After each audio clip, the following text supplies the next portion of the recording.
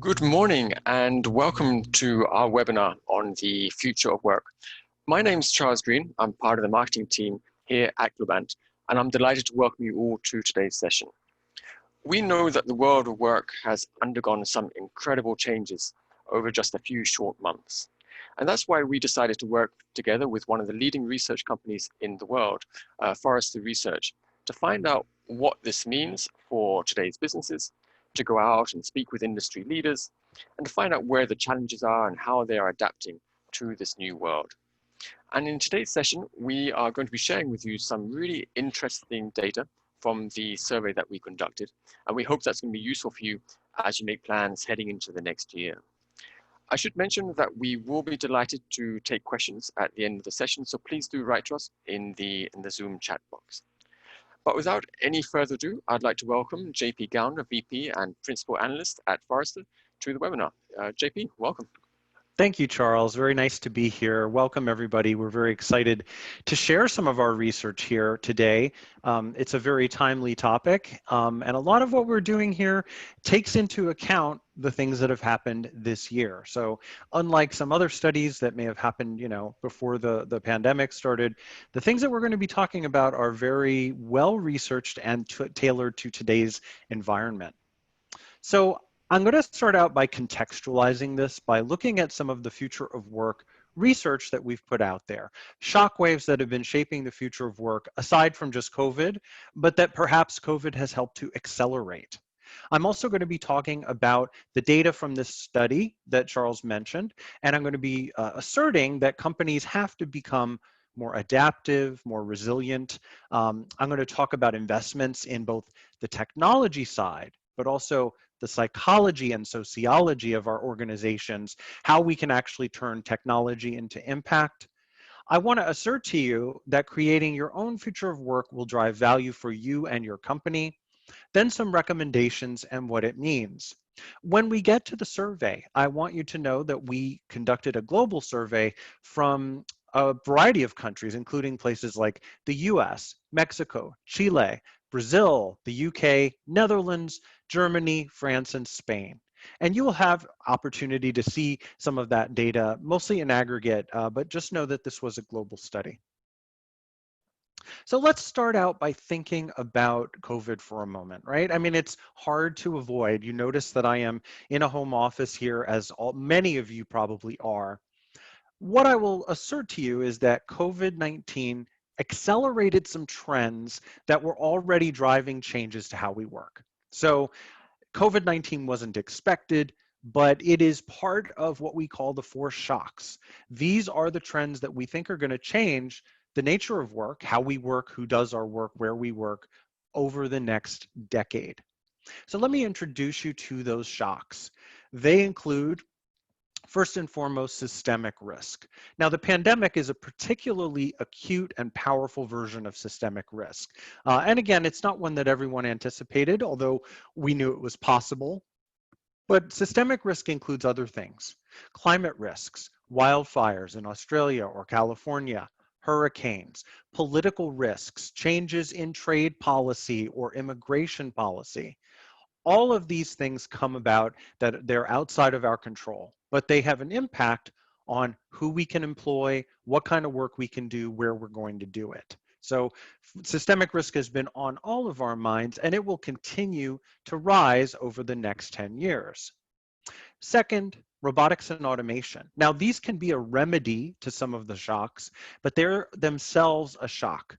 If you do not keep up with the trends in robots and automation and actually adding digitization to your work, you're going to likely fall behind. Third, employee workforce data. Now, this is a downpour of data. We have more data about our employees than we ever had in history.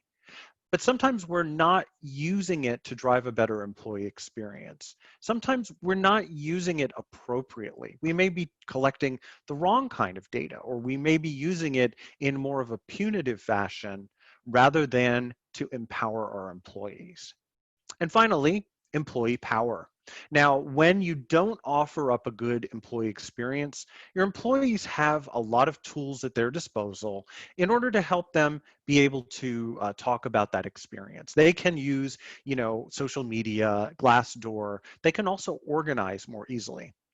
So what this means is that who is doing our work may change as robots become digital employees. What we do may change as we adapt to new and changing circumstances that our customers demand. Where we work obviously has changed and will continue to change. And so these shocks kind of permeate our organizations and they change the who, what, and where of what we're doing. So let me give you a couple of quick examples. Well, we know that COVID-19 was a huge systemic risk. Some of our research shows that 55% of organizations said that they saw a revenue decline already by May of 2020. So it was a very, very quick thing. And we'll get into that with some proprietary data from the Globant study as well. With robotics and automation, we expect that certain kinds of jobs, those that are very rote, repetitive, and predictable, like data entry or financial reconciliation or changing a password for in the IT department, many of those simple jobs are going to go away in the next 10 years. And what that means is you have to plan differently around upskilling your employees and how you hire. The workforce data, you have a lot of it. Are you making sense of it? Are you actually analyzing it and taking those insights and making an impact using that data? Many of us aren't. And when we exercise that employee power, we are able to organize and actually, sort of stand up when we don't think things are going well. So, we talked to someone during the study that we have conducted here, and we asked somebody, to comment about their work from home policy, for example. And they said, we had a rule where 20% of your time could be from home and the rest had to be in the office. We have now banned this rule totally and said indefinitely, it's now 100% your decision to come to the office or not. That was a analytics leader at a global retail company. So it rather depends. Obviously, companies have different approaches to this, but many of the companies that we've talked to have found that this is an acute instance where they have accelerated. They knew that these trends were on the horizon. Now they are making changes much more rapidly than they would have otherwise. So this shock was huge, as we know, and it had many different sources when you ask people what was impacting their decision making. So 91% of the firms that we surveyed in this study for Globant said that they had undergone significant or extreme change during this year. That's not perhaps a surprise. What is interesting on the right-hand side of this slide is to look at the sort of sub-reasons behind the pandemic, what was driving their changes, and it is a number of different things. So the impact of COVID-19 on the broader economy is of course huge. It's going to change how our customers are able to buy from us, right? Their buying power goes down. It may disrupt some of our suppliers. It may disrupt some of our downstream channel. Like there's a lot that can go wrong. The impact of COVID-19 on our company's revenue, which is a very direct measure of what we're capable of doing. And third, employee health concerns from the COVID-19 crisis. So you can see there were a number of other ones, everything from customers to our operations. The disruption was real, and what it meant is that we had to make changes very quickly. Now, this drop in revenue from the pandemic has driven a variety of changes specifically. So these are changes that were related to our revenue. Many of us rethought some of our company structure. Many of us accelerated our shift to a more remote workforce in order to save money, not just to save health. We've accelerated our focus on technology transformation or our investment in employee experience technology. These are very interesting because even as our revenues have gone down, we've had to make strategic investments to make things work well. We know also from some Forrester studies that about half of companies increased their technology spending during the pandemic because they had to solve these acute problems. As the Microsoft CEO, Satya Nadella said, many companies have undergone 2 years of digital transformation in 2 months. But there's more to do, as we will see. It wasn't just that revenue, of course, it was your employees. And putting the employee at the center of this, what we can understand is that employee health concerns had an even bigger impact on accelerating our shift to remote workforce.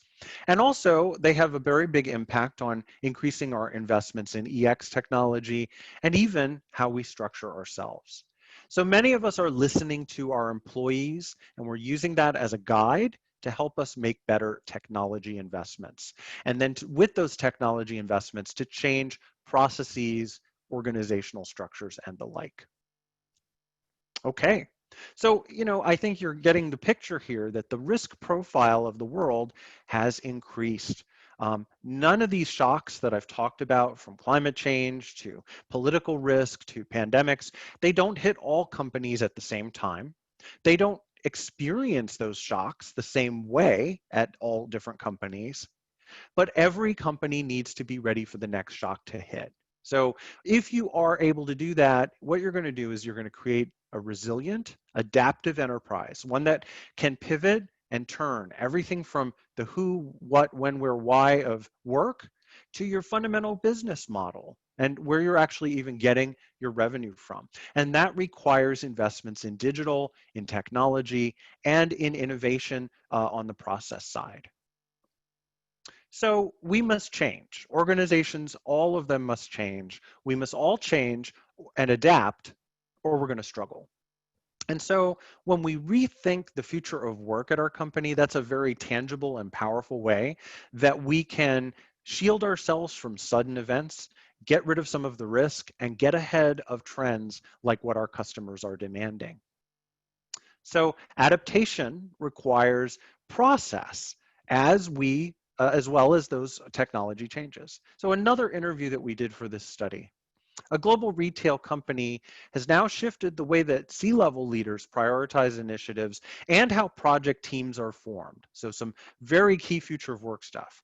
They changed from annual to quarterly project planning cycles, and they built an agile organizational model that allows for project teams to grow and adapt as their priorities change. So it's a combination of strategy and technology in the service of becoming more adaptive, flexible, and agile. Now, leaders out there tell us that they are focused on innovation.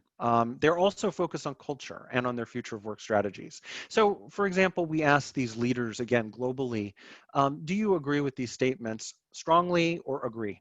Our organization is more focused on innovation now more than ever before. So 94% agreed with this or strongly agreed with this. Maintaining a strong company culture across our remote workforce is crucial to the success of our future of work strategy.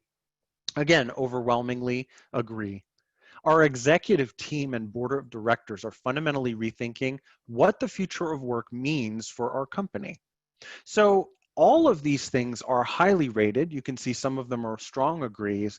These are crucial things to be thinking about rather than just the defense. We're on the defense. We're trying to cut costs. We're trying to deal with all these fire drills related to the pandemic, to the economic recession.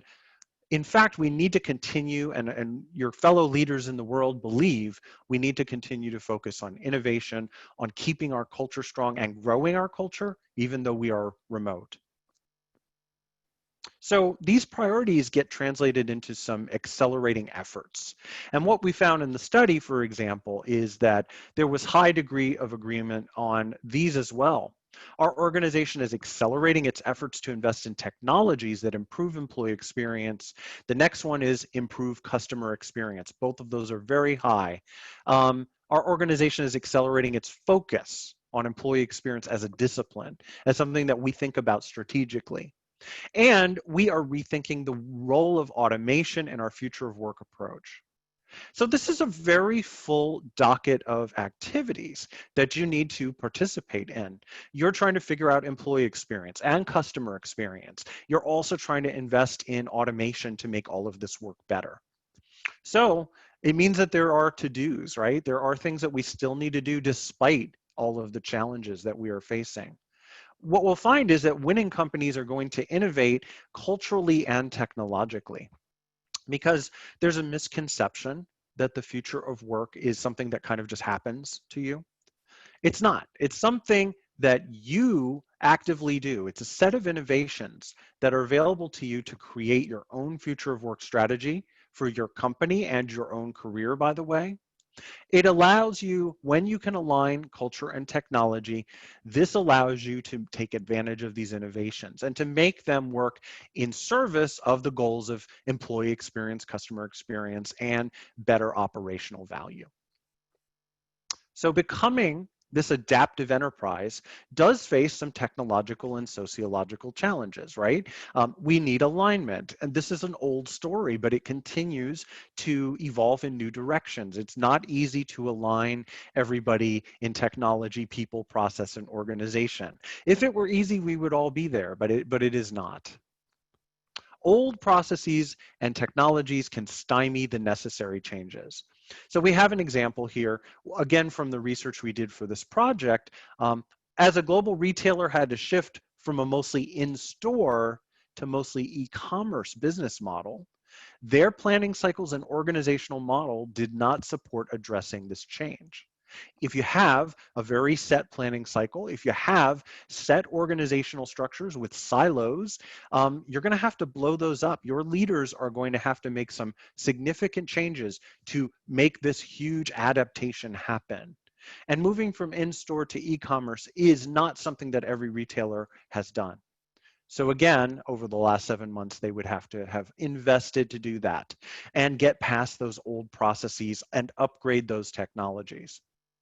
So, this move to remote work is another demonstration of some of the different challenges that have been faced, in this time, but that will continue to be faced over time. So, we see here how challenging are some of the following things related to remote workforce. Security and privacy risks, lack of a formal remote work plan, suboptimal collaboration technology, suboptimal remote technology. You can see that there's a good number of things here that play into the challenge. Many organizations were not quite ready for something like a pandemic. They were ready for one office to shut down, maybe when there was a hurricane, but the hurricane passes, right? A lot more companies said that they did not have an infrastructure in place that would allow them to actually deal with all of these problems. And leaders are worried about culture, about automation, about how to measure their progress, and about the employee experience. So you find a strong number of folks saying, as we become more remote, we want to keep our culture alive. We want to leverage AI and automation to improve the employee experience, but we don't even know which ones we should be investing in. We're not sure which ones to prioritize. Our organization struggles to identify the meaningful and measurable key performance indicators related to cultural and behavioral change. And too many of our organization's own leaders prioritize internal technology solutions over those that are going to empower and connect employees. So we know that there are these problems, and we know that digital transformation remains incomplete. It's sad to say, right, because many of us have worked very hard on our digital transformation efforts, but we know from some of our syndicated research at Forrester that 25% of leaders say that they have been successful at digitally re-engineering business processes. That's only a quarter, despite all the work we've done. Only 31% have been successful at upgrading their employees' skills, which again are changing along with the changes in technology and process. So the world is less digital than maybe we realized when we look at it from the perspective of 2020. So how do we do this? What do we do to lead our way to adaptive victory? I think you're going to want to overhaul your future of work strategy with both hard and soft investments. So leaders are going to revamp these strategies while investing in technology and organizational innovations. You can see here some of your peers across the globe are going to be thinking about these factors in future of work, ensuring privacy and security and integrity in an ever-changing world, revising their future of work strategy. So over half are actually going to revise that strategy. Accelerating the cloud transformation journey. Guess what? Cloud is not a finished deal. Migration is still a huge topic for all organizations, including really advanced ones who are very cloud forward. investing in AI, automation, social, gamified, and collaboration technologies, and going agile more and more. These are the things that a great number of your peers are doing, and you should be considering using these techniques as well. We know as well that there are cultural innovations that we're not done with. Do you genuinely have a culture of continuous learning? Do you have an agile organizational structure across the organization? Are you engaged in outcomes-based time management rather than were you sitting at your desk for 8 or 9 hours? Are you looking at the outputs of what that employee has done? And things like CX-driven leadership metrics, augmenting our collaboration with technology, and you can see the others here are related to EX. So there's a lot of opportunity to think of these as innovations that we can employ that we're going to use to ensure our future of work success. And when we do that, there really is opportunity ahead. This has been a very tragic and challenging time, obviously from the lives lost, but for all of us who've been dislocated, we have the opportunity to use this moment to catalyze change, to think of new strategies and new investments that we make. So we know that most organizations on the left side here say they have some kind of a methodology for rethinking the future of work, right? But when you really look at that, what we found in this study for Globant is that only 31% of those who have this kind of plan are really doing all the things we think are important, right? Which is having an investment timeline for upskilling our human workers or for future of work technologies. Do we have an investment timeline? Do we know exactly how big our workforce will be? Do we know what roles and skills we will have into the future? Some companies are doing this 10 years in advance. And do we have a forecast of talent that looks at both humans, but also software as digital workers in our workforce? So these are things that you can add to your planning that would make you more effective. Use this year as a catalyst for the change that you need to build. We think that there will be many technologies, as I've said, starting with foundations like cloud and cleaning up your infrastructure that will allow you to be more agile and to be more flexible, and then to innovate on top of that platform.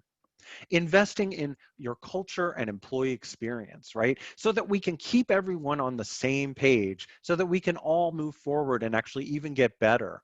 This is important for your technology as well. The culture sits behind that, and if you don't have everyone bought in, you can, face problems in your technology deployment. They go together.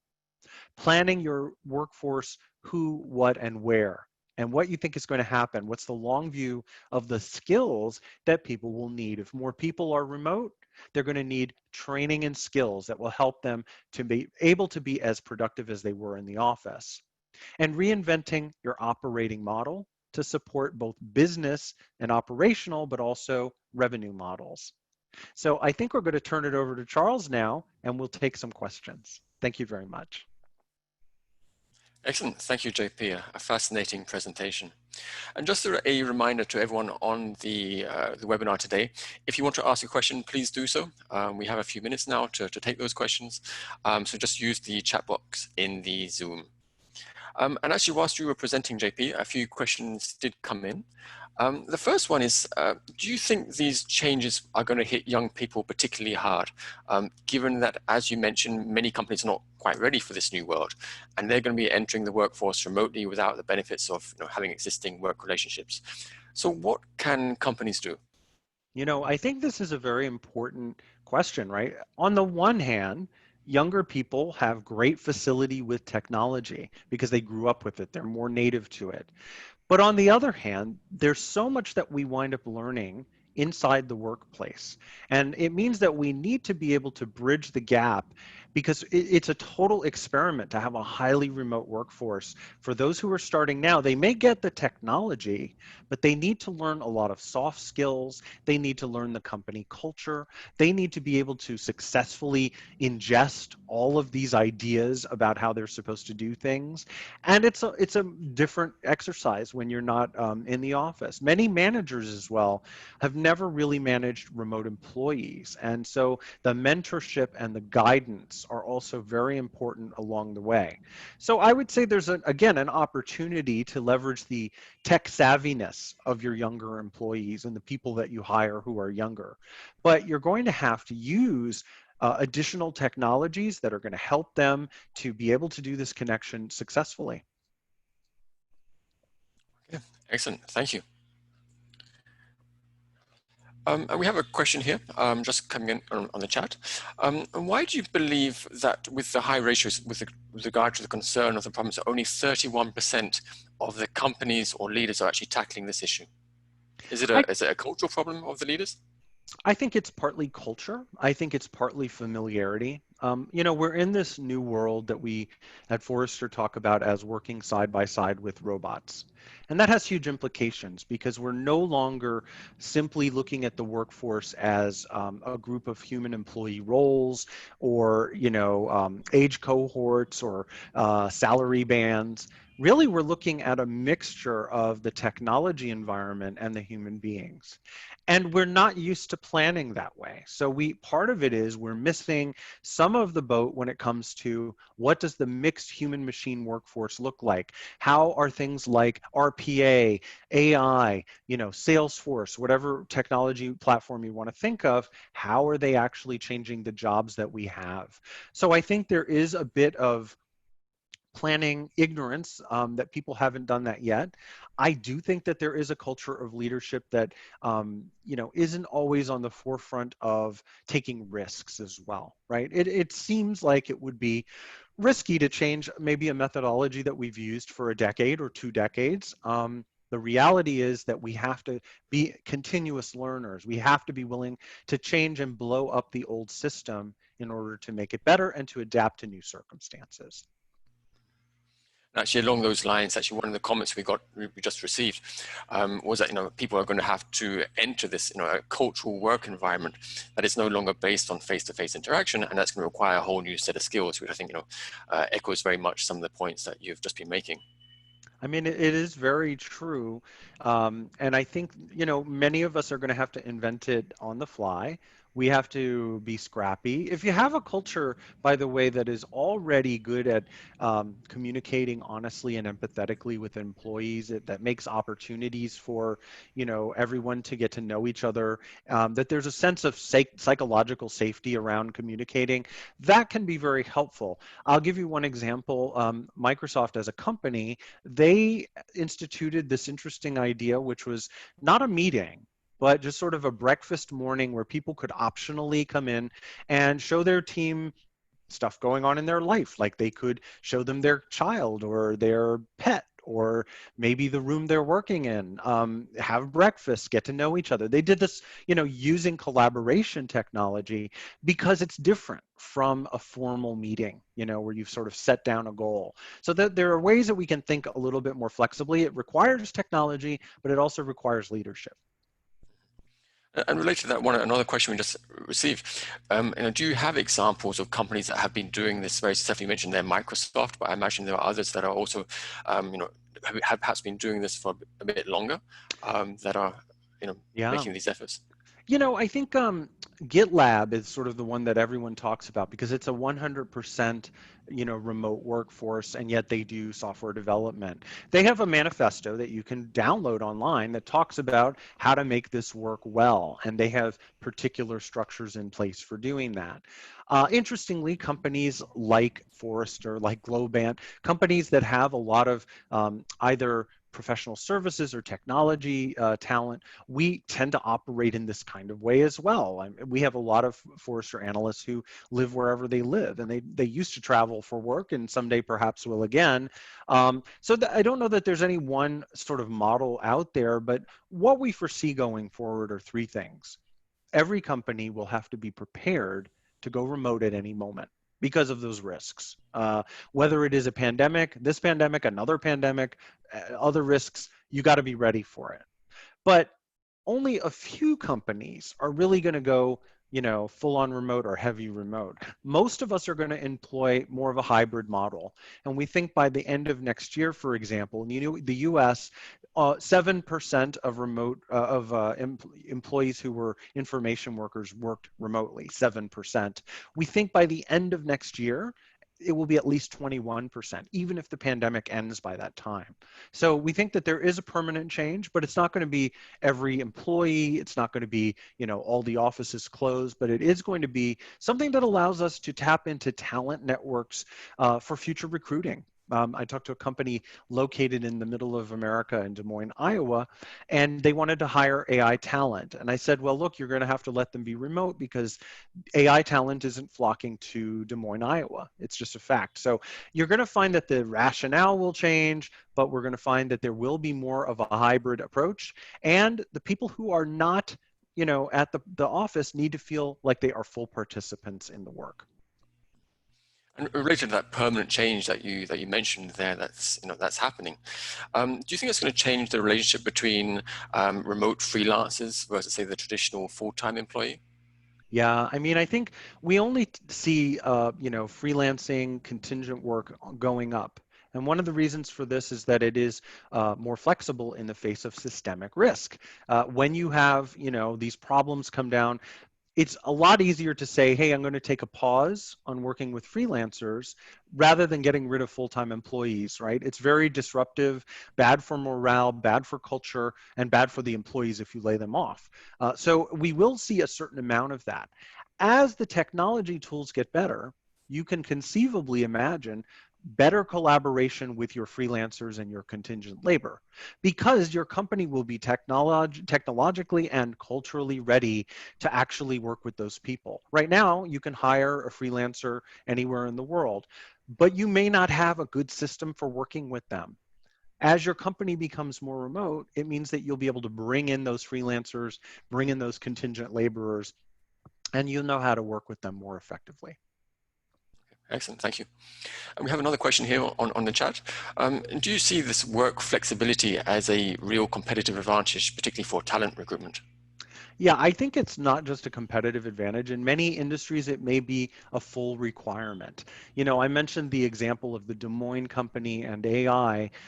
Most companies now, whether you're in financial services or retail, you're doing a lot more with AI and analytics. So getting top talent in data analytics, AI, getting top talent in automation, that's going to be a problem, right? Even though we have a very, challenging job market, there are some areas where you still can't hire people. And so being able to actually recruit from anywhere, being able to recruit when you go across geography. The United States lowered the number of H-1B visas or froze it. So that meant that companies had to work with people who no longer came to the US, but they worked from another country when they weren't originally going to. So it means you need to have that foundation in place. Again, fundamentals, cloud, good infrastructure, security, and then on top of that, a culture of, working anywhere and the technology innovations that allow that to be a good experience. Excellent, thank you. Also, one further question, again on the chat. With your experience with the clients you work with, where do you see the highest barrier to proceed with the future of work? One of the, I mentioned this earlier, but it really is about alignment. I mean, there are a lot of organizations where you find that there are good ideas. Maybe you have a CIO and their organization is very talented and knowledgeable about automation and maybe augmenting employees with technology, not just replacing, but creating systems to support employees. Well, if they don't have good alignment with the business leaders who employ those workers, with HR and with other functions, it's not going to happen. We see it all the time that there are innovations available in an innovation lab or something like that that don't translate into buy-in from all of these different audiences. So when you're doing this, when you're going out to buy technology to work with partners, make sure that your business partners, your HR partners, your IT partners are all in the room together from the beginning so that they know what is the initiative here, so that they're bought into solving the problem using technology. Okay, excellent, thank you. And I think we have time just for one last question, and that is, are there best practices to perpetuate a company culture in the new remote or flexible work environment, particularly for these new employees? You know, I think that you have to start out with this fundamental culture of transparency and communication, which sounds like an easy thing, and it isn't always. That when you make decisions, that you're very clear about why those decisions are being made, that you're very fair and above the board, you know, with employees. That's like a fundamental best practice that sits under all of this. The better trust you have, the more that all of this is going to work. And then you need to identify the problems that people have. So the future of work is all about innovations that will help us to get work done more effectively. We then need to look at the employee journey. Where are the pain points? What are the things that are stopping me as an employee from getting my job done as best I can? And then we have the opportunity to, you know, invest in technology that can make that experience much better. So go from psychology to sociology to technology, right? What is the individual need? What is the group dynamic and culture? What is the technology? If you can bring those things together, you can really succeed with innovating in the future of work. Okay, excellent, thank you. Although I know I did say it was the last question, there's one final question which has just come in, which I think might be worthwhile taking. And that is, do you have a best practice example of how to use this employee workforce data that you mentioned earlier in the presentation? You know, I think that there are some best and worst practices. Let's start with the worst. The worst is using that data to monitor and over evaluate people, especially right now when our workforce ecosystems are broken. Maybe our kids are not in school and there's not much we can do about it. Maybe we have elders at home and we're limited in our ability to leave the house because of the COVID risk. There are a lot of different disruptions going on. So these sort of solutions that kind of look at the minutes worked, or you know, there are even really extreme cases where they take a photo every 5 minutes. These things tend to really erode employee experience. So you're going to lose the effort that goes beyond checking the box. On the best practices side, what you're going to do is you're going to generate data that is going to help solve problems for people, right? So if you find that there's a particular step of someone's job that consistently, you know, breaks down, it's you know, there are lots of trouble tickets, or it is, you know, something that gets communicated in focus groups, that's a problem that you want to prioritize. So looking across, you know, how people are getting work done in their employee journey, figuring out what data can we use that would tell us, is it the number of trouble tickets? Is it the number of escalations? Is it dropped calls in a call center? Is it, you know, the problems that people are having installing some kind of software? Whatever it is, you want to collect data on those problems with an eye toward solving them, not with an eye toward punishing. Excellent, thank you. And with that, I would now like to bring the session to a close. Thank you to everyone who joined us today, and thank you for all the great questions that we had. I think it's been a great discussion. Thank you, JP, for the excellent presentation, and the rest of the team at Forrester for all the work that went in behind the scenes. Thank you for having us. And we would love to continue this conversation. So please feel free to reach out to us about any of the topics that we spoke about today. We will be sharing a recording of the session. Plus we also have an infographic which summarizes some of the key results from the survey. So we will be sharing all this information with you. With that, thank you once again to JP and the rest of the team, and wish everyone a very pleasant rest of the day.